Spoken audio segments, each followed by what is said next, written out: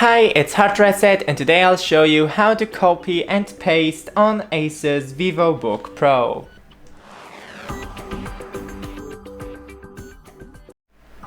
So I have browser opened and I'll open a new tab.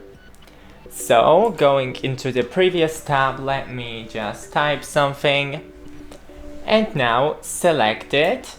And you can either right click and click copy or click the CTRL and C on your keyboard. The control is in the very bottom left side of the keyboard.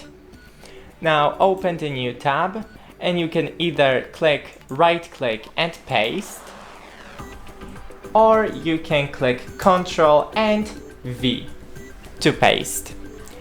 You can do that with text, but you can also do it with files.